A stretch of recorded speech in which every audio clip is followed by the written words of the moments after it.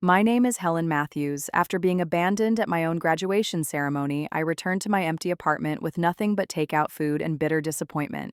But when I opened my diploma holder to take a photo for social media, I found something that would change everything.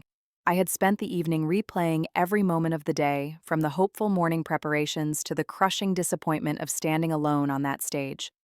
My apartment felt smaller somehow, filled with the silence of celebration that never came. I'd ordered Chinese food, my comfort meal, and opened a bottle of wine I'd been saving for this exact moment. The irony wasn't lost on me that I was celebrating alone with takeout instead of at the fancy restaurant where I'd made reservations for 5. As I scrolled through social media, I saw post after post of my classmates with their families.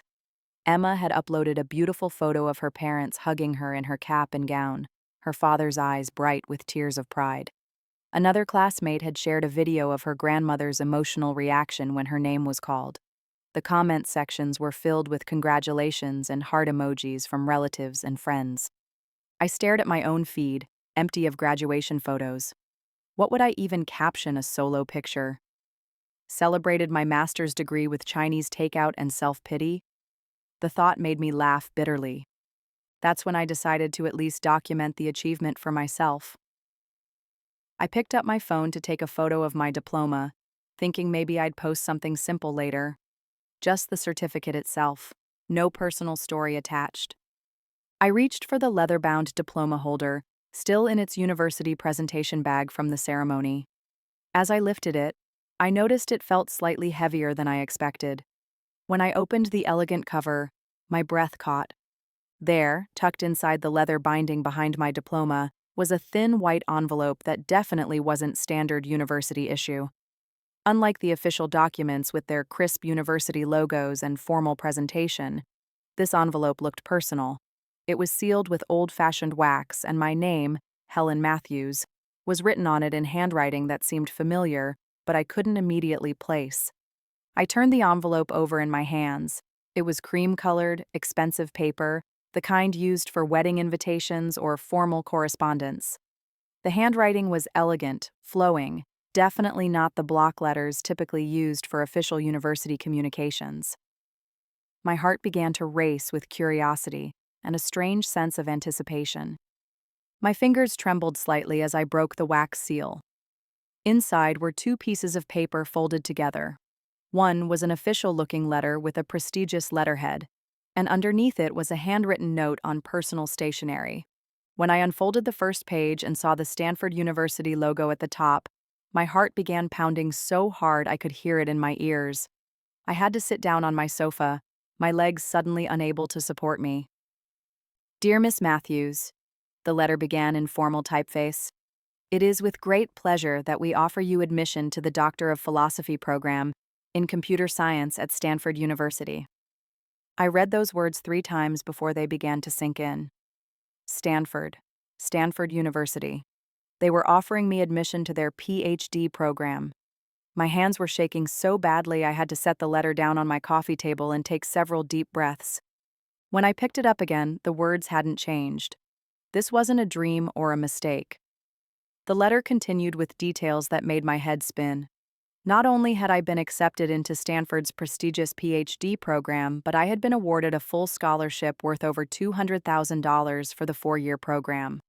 The letter outlined additional benefits that seemed almost too good to be true: housing accommodation in graduate student apartments, comprehensive health insurance, a generous monthly research stipend, and access to Stanford's world-renowned AI laboratory. "Your exceptional research in artificial intelligence and machine learning has impressed our admissions committee," the letter continued. "We are particularly interested in your novel approach to neural network optimization, which Professor Reynolds brought to our attention. Your thesis work on adaptive learning algorithms demonstrates the kind of innovative thinking we value at Stanford. We believe you will make significant contributions to our artificial intelligence laboratory under the mentorship of Dr. Sarah Chen, one of the leading researchers in the field." Dr. Sarah Chen. I knew that name. She was practically a legend in AI research, the author of papers I'd studied and quoted in my own work. The thought of working with her made me dizzy with excitement and disbelief. The letter concluded with more details about the program. timeline for acceptance, and orientation information. At the bottom, the department chair had added a personal note in blue ink. "We are looking forward to welcoming you to Stanford, Helen. This is a well-deserved achievement, and we're excited to see what you'll accomplish here." My hands were still shaking as I set down the official letter and picked up the handwritten note. I immediately recognized Professor Reynolds' distinctive script, the same handwriting I'd seen on feedback forms and research notes throughout my graduate studies. "Dear Helen," it read, "congratulations on your graduation and on this extraordinary opportunity. I have worked with thousands of students throughout my career, spanning over 2 decades in academia, but rarely have I encountered the combination of raw talent, intellectual curiosity, and sheer perseverance that you possess. I took the liberty of nominating you for Stanford's Advanced AI Research Program 6 months ago. The process is highly competitive and typically reserved for students who apply through traditional channels, but your work caught my attention in a way that compelled me to take unprecedented action. Your research on neural network optimization isn't just graduate-level work, it's the kind of breakthrough thinking that could reshape the field. The competition was fierce, 300 applicants from around the world for only 3 positions. These weren't just any applicants, but the top students from MIT, Harvard, Carnegie Mellon, and other elite institutions. Yet your research stood out among all of them. The admissions committee was particularly impressed by your innovative approach to machine learning efficiency, which could have real-world applications in everything from medical diagnosis to autonomous vehicles. I kept this nomination process a secret because I wanted it to be a surprise on your graduation day. I hoped to see the joy on your face when you discovered this opportunity. And I looked forward to celebrating with your family, knowing how proud they must be of your achievements. I've already called them to congratulate them on raising such a brilliant daughter. I wanted to share this wonderful news and ensure they understood the magnitude of this accomplishment. I had to pull quite a few strings to ensure you received the full scholarship package. This level of funding is typically reserved for students with multiple publications and years of research experience. But you've earned every penny of it through your dedication and exceptional work. This is truly the opportunity of a lifetime, Helen. Stanford's AI program is where the future of technology is being shaped. You'll be working alongside the brightest minds in the field, with access to resources and research opportunities that exist nowhere else in the world. I couldn't think of anyone more deserving of this chance. Your journey from here will be remarkable, and I'm honored to have played a small part in opening this door for you. With immense pride and admiration, Thomas Reynolds. I set the letter down and stared at it, trying to process what I had just read. Stanford University. A full scholarship to one of the most prestigious programs in the world. The opportunity to work with Dr. Sarah Chen. Access to cutting-edge research that could change the future of artificial intelligence. 6 months. Professor Reynolds had been working on this for 6 months, through all the late nights I'd spent in the lab, through every revision of my thesis, through every moment of doubt I'd had about my abilities. He'd believed in me when I barely believed in myself. The magnitude of this opportunity began to sink in slowly. Stanford wasn't just any university, it was the epicenter of technological innovation, the birthplace of countless Silicon Valley companies, home to Nobel laureates and Turing Award winners. Students from around the world competed desperately for the chance to study there, and somehow I had been chosen. But then that one phrase from Professor Reynolds' letter caught my attention again, and a chill ran down my spine. "I've already called them to congratulate them on raising such a brilliant daughter," he had called my family. Today, while I was sitting alone in my apartment, nursing my wounds from their absence at my graduation, Professor Reynolds had been reaching out to them with news that would change everything. My mind raced back to my phone, which I had silenced hours ago after the disappointing texts from my mother. 51 missed calls. 51. I had assumed they were calling out of guilt, maybe realizing too late that they should have attended my graduation. But now I understood the truth. They hadn't called because they missed me or felt bad about abandoning me. They called because Professor Reynolds had told them about Stanford. The realization hit me like a physical blow. My family hadn't cared about my master's graduation, a significant achievement that represented 2 years of intense work, research, and dedication. A ceremony where I walked across the stage with highest honors, where I was recognized for academic excellence, where I achieved something meaningful entirely on my own. But the moment they heard the word Stanford, suddenly I was worth their attention. Suddenly I mattered. Suddenly I was someone they wanted to claim as their own.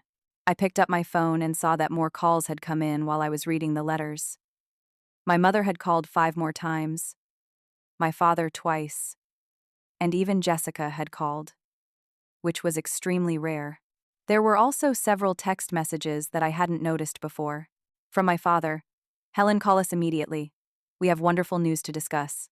From Jessica, "Professor Reynolds called. We need to talk. This is huge." From my mother, "Sweetheart, why aren't you answering? We're so excited for you." Even Brad, Olivia's fiancé, had sent a message. "Congratulations on Stanford. Impressive accomplishment. 1. And. 1. End. Of Acid. End. Of Acid. I stared at the phone, a bitter laugh escaping my lips. In the span of a few hours, I had gone from being the invisible daughter they couldn't bother to show up for, to being the center of their attention, all because of one word: Stanford. Part of me wanted to savor this moment, to finally have something that would make my family see me as worthy of their time and pride. I had spent my entire life competing for scraps of their attention, watching Jessica and Olivia receive unconditional love and support while I worked twice as hard for half the recognition. But another part of me felt hollow. This excitement wasn't about me as a person. It wasn't about the countless hours I had spent in the lab, the late nights debugging code, or the breakthrough moments when everything finally clicked into place. It was about the prestige, the bragging rights, the social status that came with having a daughter at Stanford. My phone rang again. My mother's name flashed on the screen. I took a deep breath and answered. "Helen!" Her voice was breathless with excitement, higher pitched than usual. "We've been trying to reach you for hours. Did you read the letter? Why didn't you tell us about Stanford?" "No." "How are you feeling after graduation?" "No." "We're sorry we missed your ceremony." No acknowledgement of their absence on one of the most important days of my life. Just straight to Stanford. "I just found it, Mom," I replied, keeping my voice as neutral as possible despite the turmoil churning inside me. "It was in my diploma holder. I had no idea it was there." "That's absolutely amazing news. Your father and I are beside ourselves with pride. A full scholarship to Stanford University. Do you realize how incredible this is? Why didn't you tell us you were applying?" The irony wasn't lost on me. Now they were proud. Now they were beside themselves with excitement. Where was this enthusiasm yesterday when I walked across that stage alone? "I didn't apply, Mom," I said, my voice starting to carry a slight edge. "Professor Reynolds nominated me. It was a complete surprise to me, too." "Professor Reynolds?" "Oh, he called us about an hour ago. Such a lovely man. He was gushing about your research and your potential. He seemed surprised that we weren't already celebrating with you." I could imagine that conversation. Professor Reynolds, in his enthusiasm, probably expected to find a family gathered around their brilliant daughter, toasting her achievement. Instead, he found out they were at a bridal shower, having abandoned me on my graduation day.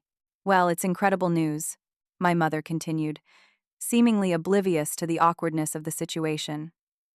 "We're all coming over to see you right now. We need to celebrate properly." I sat up straighter, alarm bells going off in my head. "What? Now? But what about Olivia's bridal shower?" There was a brief pause, and I could hear muffled voices in the background, my family discussing something urgently. "Oh, we've put that on hold," my mother said dismissively. "This news is much more important. The caterers can handle things for now. We'll be at your apartment in 30 minutes. My mind struggled to process this information. They had left Olivia's bridal shower, the event they couldn't miss, even for my graduation. The party they had spent months planning. The celebration that was supposedly so important it took precedence over their daughter's academic milestone to come see me because of Stanford. "But Mom, it's almost 9 o'clock, I protested weakly. "And you're in the middle of hosting Olivia's party. What about all the guests?" "Helen, darling, this is Stanford University we're talking about. This can't wait until tomorrow, people will understand." Your father is already getting the car, and Jessica ran out to buy champagne. This calls for a proper celebration. I heard my father's voice in the background. Tell her we're bringing that good champagne. The Dom Perignon we've been saving. The Dom Perignon they'd been saving. I couldn't remember the last time they had opened anything special for me. When I got my bachelor's degree, we went to Applebee's. When I published my first research paper, my mother sent a congratulatory text, but Stanford that warranted the Dom Perignon. Mom, I appreciate the excitement, but maybe we could. Nonsense, we're practically vibrating with pride over here.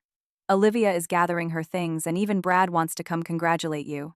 This is a family moment, Helen. A Stanford moment. Before I could respond, she hung up.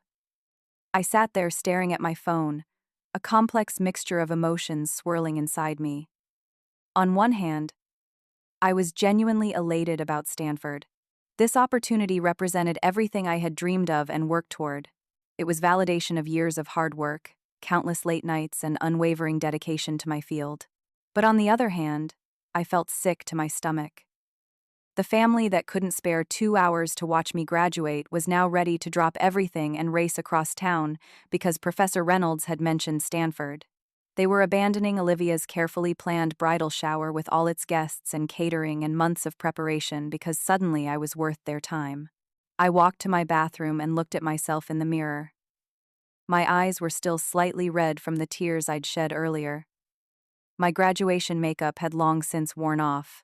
I looked tired, emotional, and frankly unprepared for the family invasion that was about to descend upon my apartment. 20 minutes later, I heard car doors slamming outside my building, followed by excited voices in the hallway. Multiple pairs of footsteps thundered up the stairs to my second-floor apartment. When they knocked, or rather pounded on my door, it sounded like an army had arrived. I opened the door to find my entire family crowded in the narrow hallway, looking like they were attending a red carpet event rather than a spontaneous late-night visit. My parents were dressed in their formal bridal shower attire. My father carried not 1 but 2 bottles of champagne, and my mother had somehow found time to stop and buy an elaborate bouquet of flowers. Jessica held a wrapped gift box, and even Olivia was there, though she looked distinctly less enthusiastic than the others. "There she is," my father boomed, his voice echoing through the hallway. "Our Stanford scholar." The phrase made me wince.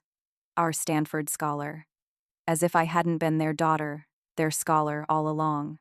They filed into my small apartment like a parade, my mother immediately taking charge of the space, as she always did. She began arranging flowers in my kitchen sink since I didn't own a vase large enough for such an extravagant bouquet. "Helen, sweetie, this place is quite cozy," she said, her tone diplomatic but her meaning clear. She was looking around my modest one-bedroom apartment with the eye of someone mentally redecorating. "Of course. You'll have much nicer accommodations at Stanford. Graduate housing there is supposed to be wonderful." Jessica was examining my bookshelf, pulling out some of my academic texts. "Introduction to Neural Networks. Advanced Machine Learning Theory," she read aloud. "I have to admit, Helen, I never really understood what you were studying. But if Stanford wants you, it must be impressive." The casual admissions stung. My own sister had never bothered to understand my field of study, never asked about my research, never shown interest in the work that had consumed my life for the past 2 years. But now that Stanford had validated it, suddenly it was impressive. My father was opening the champagne with the kind of flourish typically reserved for New Year's Eve. "A toast," he declared, pouring generous glasses for everyone. "To Helen, our brilliant daughter, who has achieved something truly extraordinary." Olivia remained near the door, still in her white bridal shower dress, looking like she'd rather be anywhere else. Her expression was a mixture of confusion, frustration, and what looked suspiciously like hurt. After all, this was supposed to be her day, her celebration, her moment in the spotlight. "I still don't understand why this couldn't wait until tomorrow," she muttered, loud enough for everyone to hear. "We left 50 people at the resort wondering where we went." My mother shot her a warning look. "Olivia, don't be selfish. This is tremendous news for your sister." "Selfish?" Olivia's voice rose slightly. "I'm selfish?" We've been planning my bridal shower for 3 months, and we abandoned it halfway through because Helen got accepted to some school. Some school? My father's eyebrows shot up. Stanford University is not just some school, Olivia. It's one of the most prestigious institutions in the world. Jessica nodded in agreement. The acceptance rate for their PhD program is probably lower than Harvard Law School. This is actually quite remarkable. End of chapter 60. End of chapter 60. I stood in the middle of my living room, watching my family debate the significance of my achievement while I felt like an outsider to my own success. The irony was overwhelming. For years, I had desperately wanted this. Their attention, their pride, their excitement about something I had accomplished. Now that I had it, it felt hollow and conditional. So, tell us everything, my mother said, settling onto my sofa with her champagne glass. How long have you known about this? What did Professor Reynolds say exactly? When do you start? I told you, I just found out tonight, I said, fatigue creeping into my voice. It was a complete surprise. Professor Reynolds had been working on this for 6 months without telling me. 6 months? Jessica looked impressed. That's a long nomination process. He must think very highly of you. He said there were 300 applicants for 3 positions, I added, watching their faces register the selectivity of the program. My father whistled low. 3 out of 300. Those are incredible odds. Helen, do you realize what an achievement this is? The question hung in the air. Did I realize what an achievement this was? Yes, I did. I had realized it the moment I read the letter. What I was struggling with was why it took Stanford's validation for them to realize it too. My mind was still reeling from the phone call when they actually arrived at my apartment 45 minutes later. The pounding on my door announced their presence before I could even prepare myself mentally for what was about to happen. I opened the door to find my entire family crowded in the narrow hallway, still dressed in their formal bridal shower attire but now carrying champagne, flowers, and what appeared to be a hastily purchased celebration cake. There she is, my father boomed, his voice echoing through the building's corridor. Our Stanford genius. The word "our" stung. When had I become theirs in any meaningful way? They filed into my modest apartment like a parade, immediately transforming my quiet, contemplative space into something resembling a carnival. My mother began arranging an enormous bouquet of roses in my kitchen sink. Apparently, she had stopped at a florist on the way over while my father popped not 1 but 2 bottles of champagne with theatrical flourishes. Helen, sweetie, we need to talk about your living situation, my mother said, surveying my apartment with barely concealed disapproval. This place is, well, it's fine for a graduate student, but you'll need something more suitable for a Stanford doctoral candidate. Have you looked into their housing options? Jessica was examining my bookshelf with newfound interest, pulling out texts she had never bothered to ask about before. Neural networks and deep learning, computational intelligence, she read aloud. I have to admit, I never understood what you were studying. But if Stanford's AI lab wants you, it must be groundbreaking work. The casual confession hit me like a slap.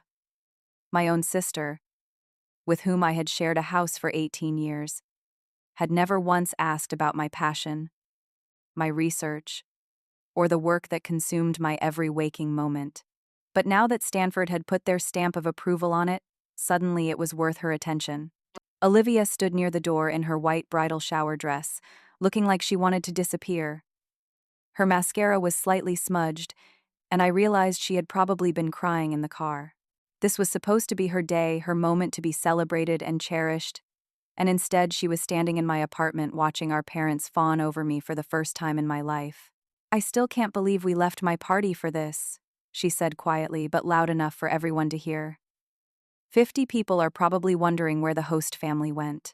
My father shot her a stern look. Olivia, this is your sister's moment. Stanford University doesn't come calling every day. Neither do bridal showers, she muttered, but she fell silent when my mother gave her a warning glance. Brad, Olivia's fiancé, looked uncomfortable with the entire situation. He offered me a polite smile and congratulations, but I could see in his eyes that he thought this was all a bit much. He was right. What exactly did Professor Reynolds say when he called you? My mother asked, leaning forward with interest. How long have you been working on this application? Mom, I've explained already I didn't apply. Professor Reynolds nominated me without my knowledge. I found the acceptance letter in my diploma holder tonight. Tonight? Jessica looked puzzled. You mean after your graduation ceremony? There it was again, that moment where they might acknowledge their absence, might apologize for missing the most important academic milestone of my life. But instead, my father jumped in with another question. What did the letter say exactly? Read it to us. I reluctantly retrieved the Stanford letter and read portions aloud, watching their faces light up at each prestigious detail: the full scholarship, the AI laboratory, the mention of Dr. Sarah Chen, the competitive selection process. Dr. Sarah Chen, my mother repeated, as if she knew who that was. Is she famous in your field? She's one of the leading researchers in artificial intelligence, I explained. I've read her papers for years. The opportunity to work with her is unprecedented. Unprecedented, my father echoed, savoring the word. That's our Helen. Always exceptional. Always exceptional? I almost laughed out loud. When had I ever been always exceptional to him? When I graduated as valedictorian from high school? He missed the ceremony for Jessica's law school orientation. When I published my first research paper? He forgot to read it. When I won the Departmental Research Award last year? He asked if it came with money. But now, suddenly, I was always exceptional. The evening continued with more champagne, more questions about Stanford, more plans for celebrations and introductions to their friends and colleagues. They peppered me with inquiries about my research, my future plans, my living arrangements, all the things they had never bothered to ask about before. We should call the local newspaper, my mother suggested. They love stories about local students getting into prestigious universities. This could be front-page news. And I know several venture capitalists, my father added. Once you finish your PhD, these connections could be invaluable for your career. Jessica chimed in with offers to connect me with her Silicon Valley contacts, while even Brad mentioned that his father knew several tech executives who would be interested in meeting me. I stood in the middle of my living room, surrounded by my family for the first time in memory, and felt completely alone. This wasn't about me, not the person who had struggled through years of feeling invisible, not the daughter who had worked tirelessly for the smallest recognition, not the sister who had spent her entire life trying to earn their love. This was about Stanford. This was about prestige. This was about having something impressive to tell their friends. As the evening wore on and the champagne flowed, the conversation became increasingly animated. My parents began making grand plans for my future, discussing everything from where I should live in California to what kind of car would be appropriate for a Stanford doctoral student. You'll need a reliable vehicle, my father declared, something that reflects your new status. I'm thinking a nice sedan. Maybe a BMW. My mother nodded enthusiastically. And new clothes. You'll be representing our family at Stanford. We should go shopping this weekend. The phrase, representing our family, made my stomach churn. When had I ever been seen as representing our family? When I gave presentations at academic conferences? When I won awards for my research? When I worked multiple jobs to pay for my education? None of those accomplishments had warranted new clothes or cars or grand celebrations. It was nearly midnight when they finally decided to leave, but not before extracting multiple promises from me. I had to agree to brunch the next morning, to let my mother plan a celebration party, to allow my father to call his business associates, and to send Jessica my CV so she could forward it to her contacts. This is just the beginning, Helen, my father said as he hugged me goodbye, a gesture that felt foreign and awkward. Stanford is going to open doors you never imagined. After they left, I closed the door and leaned against it, sliding down to sit on the floor just as I had earlier that evening. The apartment was filled with the detritus of their impromptu celebration. Empty champagne bottles, flower petals scattered on my kitchen counter. The remnants of a cake that no one had really wanted to eat. I looked at the Stanford letter lying on my coffee table, now slightly wrinkled from being passed around and examined by everyone. This piece of paper had transformed me from the invisible middle child into the center of my family's attention in the span of a few hours. But as I sat there in the silence of my apartment, I realized that I felt more conflicted than ever. Yes, I was thrilled about Stanford. It represented everything I had worked for and dreamed of achieving. But the family celebration I had longed for my entire life now felt hollow and conditional. They hadn't celebrated me. They had celebrated what I represented to them. Now, prestige, bragging rights, social status. The daughter who had graduated with highest honors that very afternoon was the same person sitting on this floor, but she had been invisible to them until Stanford made her worthy of their attention. As I finally got ready for bed, I found myself thinking about tomorrow's brunch. My family was expecting me to be grateful, to bask in their suddenly lavished attention, to pretend that their absence from my graduation didn't matter because they were here now. But something had shifted inside me during these few hours. For the first time in my life, I was beginning to understand the difference between conditional and unconditional love. And I was starting to realize that maybe, just maybe, I deserved better than what I had been accepting all these years. What was I going to do about it? The next part of my story is already waiting for you on the channel, don't miss.